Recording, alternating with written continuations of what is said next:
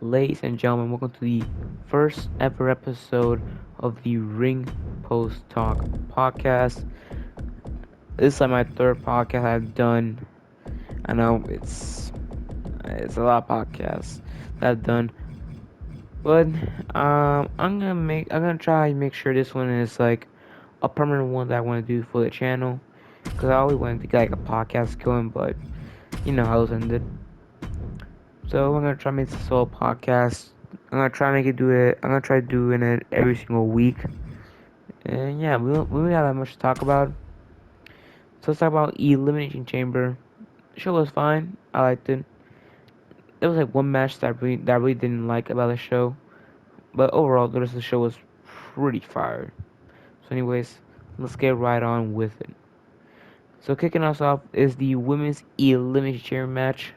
It was a pretty fun match, to be honest with you. Not really a lot of spots in this match, but it was fun. It was fun nonetheless. The first two to come out were Liv Morgan and Natalia. First start of the match. Then it was Raquel Rodriguez. Then the next one was Nikki Cross, which like after a big ass spot with Raquel, Natalia, and Morgan, like a crossbody off the top of the pile, which looked insane. She would get eliminated by Raquel soon after. The next one was Carmella, and then Asuka. The second one to be eliminated from the match was Liv Morgan via Asuka and Natalia's double submission, which looked brutal. If you've seen it, you would know what I'm talking about. It looked brutal as hell. I never want to be in a position like that. Yeah. Anyways, after that, Natalia would get eliminated by Carmella via a super kick. Then after that, Raquel would get eliminated by both Carmella and Asuka with a lot of double team moves on Raquel and then a double pinfall. And after that, Carmella would get eliminated by Asuka via a like an arm wringer type submission move. I don't know what you really called it, but it looked devastating. And Asuka's now gonna face Bianca Belair at Mania. And that can be a pretty interesting match. I think Asuka's gonna beat Bianca. I feel like Bianca's reign, like I liked it. I think Mania could be like a good way to, conclude her title reign. Anyways, after that we have, in my opinion, the worst match of the show: Bobby Lashley versus Brock Lesnar. And I gotta say it, it's probably the worst match of the show. Like, it was such a net match. Like, it didn't be a typical 2020s Brock Lesnar match. Just powerhouse moves, short match, and finisher spam. Anyways, the match ended in disqualification after Bobby Lashley put Brock in a hurt lock, and Brock just hit like a kick low blow, and that caused a DQ. And Brock was pissed, and he just started going on rampage. He was trying to F5 Lashley and the referee. In fact, he put Lashley through a table with an F5. And I don't know why, but Lashley legit got himself DQ. And the referee got his ass whooped as well. So, there's that. I don't know what they're gonna do with Lashley and Lesnar. You know how Bray Wyatt said on SmackDown that he's coming for either man who walks out of the match? Which, I mean, I don't know. When Lashley won the match and Lesnar just beat the hell out of him after the match, I don't know. They might make a true threat match at Mania tomorrow. I don't know, I'm not for sure. Anyways, after that we have a mixed tag team match between Beth Phoenix and Edge versus Judgment Days, Ripley, and Finn Balor. This match went crazy. Ripley and Beth were going off in that match. Like, they were the stars of that match. And Finn and Edge had a good showing, but Beth and Rhea were just going at it. At one point, there was like "fuck you, Dominic" chants, which I laughed at, to be honest with you. That was funny to hear from the crowd in Montreal. funny. Yeah, with you. Yeah. Dominic left the match at one point, but then came back, and he helped Rhea almost hit a concerto on a steel stair, but Beth Phoenix got out of it quickly. Then then Finn got hit with a spear by Edge and a shatter machine by both Beth and Edge to lose the match, and Edge and Beth Phoenix pick up the win. And I don't know, they're gonna conclude the feud here. Actually, I'm kidding. On Raw, Edge took on Theory, and Finn beat the hell out of Edge. So it looks like they're gonna do a Mania match. Which, I mean, I hope they finally end the feud at Mania, because it doesn't happen for almost a year now. So I'm praying that they conclude the storyline, because I'm kind of tired of it, to be honest with you. So hopefully they finish it off like a Hell in a Cell match at WrestleMania. Anyways, after that we had the United States Championship Elimination match. The United States Championship match, the U.S. title Championship match, was a pretty good match in my opinion. Probably the best match on the show. It was spot filled, like it was kind of like an NXT takeover type of match in my opinion. Like it was just a wild match. Anyways, the first two star of the match was from Seth Rollins and Johnny Gargano, which they put on a hell of a show in there. Those two are the Iron Man of that match. They were the MVPs. Then after that, Austin Theory got in the match. He got in the match, and he was beating the hell out of both Gargano and Rollins. Each tries came from them behind the pod, and well, from Gargano, but then Rollins was in the back, opened the back door, and he just looking at Theory. It was a funny image. You should see it. It was funny as hell. And then Gargano and Rollins was just beating the holy hell out of Theory. That was a funny scene, to be honest with you. Now that Damian Priest got in the match, and he was just on a roll. He was just beating the absolute hell out of everybody. Like it was insane. Crazy stuff from Damian Priest. After that, Bronson Reed got in the match. He caused havoc, and then Montez Ford got in this match. You know how I said that Rollins and Gargano were the MVPs? Well, let's add Montez Ford onto that list, because he just went crazy. He hit like I don't know what you call it, kind of like he climbed up the cell wall all the way to the top and and he just dove off onto everybody. It was crazy, man. Montez Ford definitely deserves a U.S. title reign after that. Hopefully he gets a shot of it at Mania.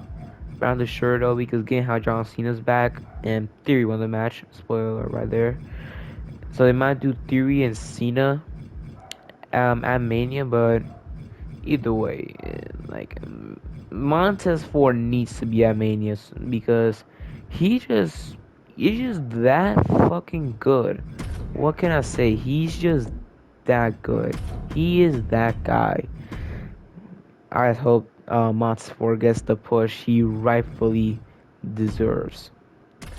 Anyways, the first elimination of the match was Bronson Reed, surprisingly, after Rollins, Gargano were just hitting super kicks, stomps, and then Montez Ford hit a frog splash to eliminate Bronson Reed. The next one to go was Johnny Gargano after he got hit with the racist edge by Damian Priest. A nice little tribute to Scott Hall. Then the next one to go out is Damian Priest after Montez Ford hit a wonderful blockbuster with Seth Rollins. Rollins legit had Priest in like a powerbomb position, and then Montez Ford like a blockbuster. It was crazy. Oh, by the way, I gotta talk about this moment. where Bronson Reed had Gargano on his shoulders. Seth Rollins hit a clothesline, and that Gargano hit a poison Rana on Bronson Reed. That's wild. You can't make this shit up. That shit was crazy.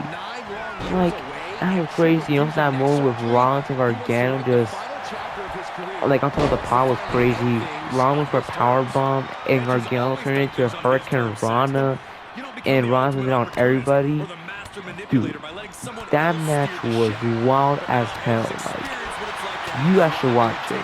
Watch it on Peacock or Day Network, wherever you live. You should watch it. That match was insane. Crazy moments of that match. The next one to go was Montez Ford. After he got hit with an 8-count down, he tried rolling away from the ring, but then Robinson with the curb stomp. And after that, it was like Montez was just out. It just looked like he was just out of this. It's like after he was stomp on the steel, that was crazy, dog. It was crazy. And the last two were Seth Rollins and not Finn Balor. Seth Rollins and Austin Theory. And it looked like Seth Rollins was gonna win until Logan Paul came in, hit a buckshot lariat. He was leaving, but then turned around and hit a curb stomp on Seth Rollins. Then Theory hit the 8-count down for the victory and to retain his U.S. title. That was crazy. That was an unexpected ending, in my opinion. Because I knew Logan was gonna get involved somehow after Rollins was just doing trash talk to him. But I didn't think it was gonna be in that way. Like, that was crazy. Anyways, that match was insane. That match was just fan-fucking-tastic. Anyways, we get to our main event. Your main event was Sami Zayn versus Roman Reigns for the undisputed WWE Universal title. And man, that match had me emotional. Like, Sami in his hometown of Montreal, trying to finish his story, man. That match was insane. Roman was just the ultimate heel. Like, Roman Reigns gotta be top 3 best heels of the modern era. Cause my man was just being a heel. Like, he was just taunting to the crowd, taunting to Sami's wife and children, almost punched the guy. Like, he teased it, but he didn't hit it. He didn't hit the guy. Like, he was just beating this douchebag. And Sami Zayn, the underdog, he channeled his former NXT self with the underdog from the underground. Man, I can't wait for that tag title match at WrestleMania between he and Owen versus the Usos for the tag titles. That's gonna be an insane match. Like, no question about it. Anyways, back to the match. Sami Zayn was pulling out all the stops, and at one point the referee got knocked out, like usual during a Roman Reigns title match. Jimmy Uso came in, just super kicked the hell out of Sami Zayn, hit the Uso splash, but Sami Zayn kicked out after Roman Reigns was trying to pin him. It didn't work. The referee was still out. The referee got up after that, and Roman Reigns got up as well. And then Sami Zayn hit a haluva kick. 1, 2, and no, it didn't work. That match, like, Roman Reigns gotta be the master of the 2.999 kickouts. Like, you can't tell me he isn't a master at it after this match. Then the referee got knocked out again. It was a new ref, by the way. And he got knocked out again. And then Roman Reigns got a chair. And then Jey Uso came out It's like gonna stop Roman from beating the hell out of Sami Zayn with a chair. And he didn't do nothing, he just stand there looking on after what happened. It was wild, man. Roman Reigns was just pushing Jey Uso. Sami Zayn trying to look for a spear on Roman Reigns, but he hit Jey Uso by accident. Roman was just beating the hell out of Sami with the chair, and then he hit the spear for the win. And he was beating the hell out of Sami Zayn after the match. Then Kevin Owens came out and just beat the hell out of both Jimmy Uso and Roman Reigns. He was hitting stunners. At one point, he was gonna beat the hell out of Sami, but he let Sami hit a hula kick on Roman Reigns. Like even though Sami didn't won, they sent the crowd home happy with KO and Sami beating the hell out of Roman Reigns and Jimmy Uso. Crazy scenes at Elimination Chamber. Sorry. Yeah, that was your Elimination Chamber 2023. Overall, it was a great show. The only match that was really bad was Lesnar versus Lashley. But overall, the rest was pretty fun match. Pretty fun show. I can't wait for WrestleMania. It's gonna be a banger of a show, most likely. Up next for our topics, we have WWE 2K23 ratings.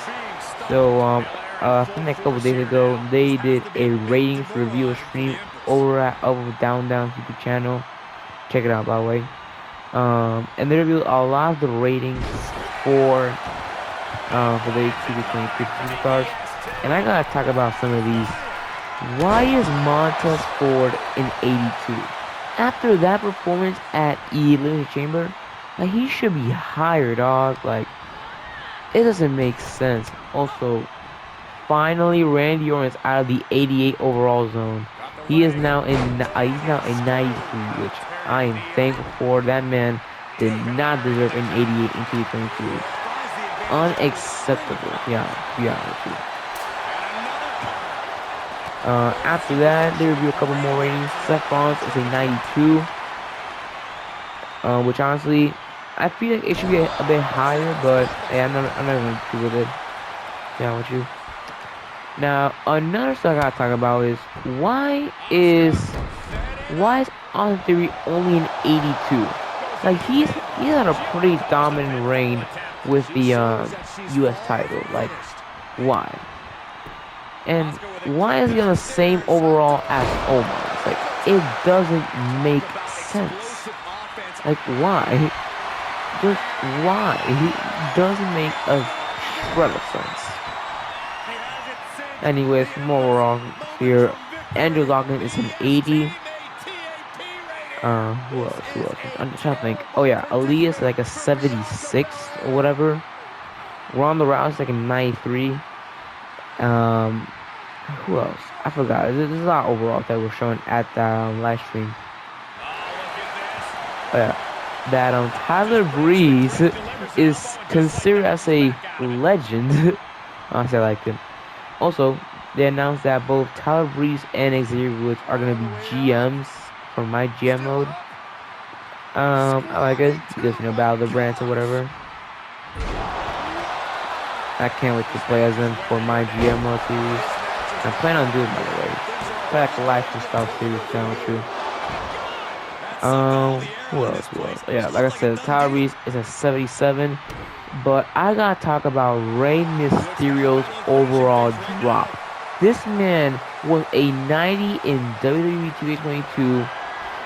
And 2K23, he's an 83. No, an 82. Ezekiel is a higher overall than Rey Mysterio at an 83 by 1 point. How? It's Rey Mysterio. It doesn't make sense. Why is Rey Mysterio a 82? How? I'm telling you, DT doesn't make any sense. Anyway, NXT Star Braun Breaker. No, I mean, I don't think there is overall yet. I don't know. But Roxanne Perez is like 81, which honestly I was not down to. I mean, after the year she had, kind of down to. I think you're right. Anyways, who else? Who else? Man, I've been in my head. God. Oh yeah, Bianca Belair. She is a 95. Damn. That's insane. Also, Becky Lynch is a 96, I think. Charlotte is a 94. And I think that's like all the major ratings that were shown in the review stream. I'm not gonna go through every single one of them. You can check it out for yourself, but overall, no point anything about it. Some of the ratings I do not agree with, but honestly, I can eliminate the game, so I'm not really too mad about it. So yeah.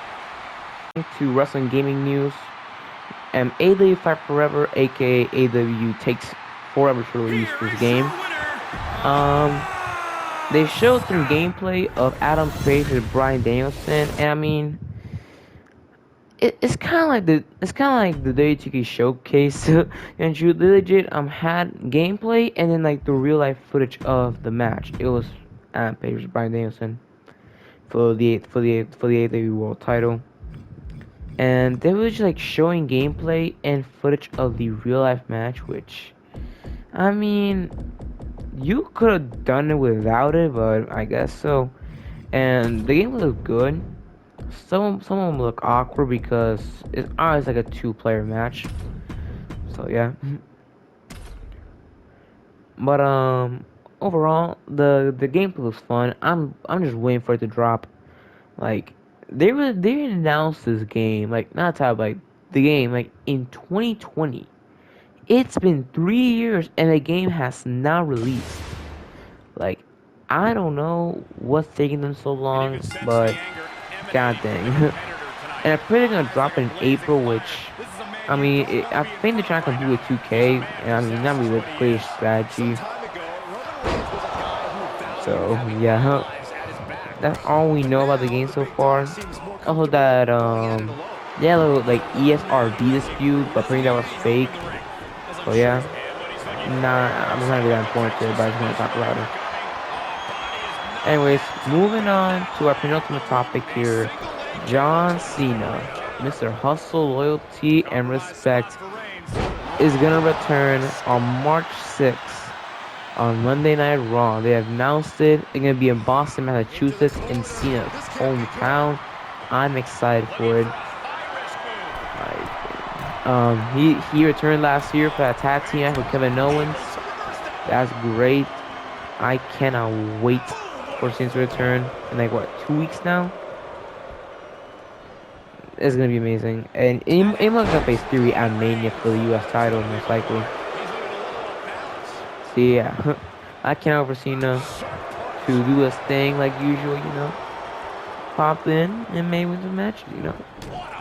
Anyways, that's it for like the main topics. I want to talk about the future of this podcast. Like I said earlier, I'm gonna try to make this a weekly podcast, but no promise on that because every time I announce something, it doesn't really happen per se. But overall, I think after I'm done with HUW, like after Face Off, which is on March 11th and March 12th, it's gonna be a 2-night review. I'm probably gonna start doing this weekly thing and focusing more on this channel, which is just HUW. And yeah, I can't wait to, you know, expand this channel more. We're getting close to 300 subscribers, which I appreciate the support, by the way. Yeah, pretty much it. Thank you guys for all support. This has been the inaugural episode of Ringpost Talk, the podcast. And yeah, I don't know when episode 3 is gonna come out. I don't have a set date for when these podcasts are gonna be dropping, but hopefully it is soon. Maybe like every Wednesday or Thursday. Can't really guarantee it though. Yeah, that's pretty much it. Thank you for watching. I'll see you guys next time. Peace.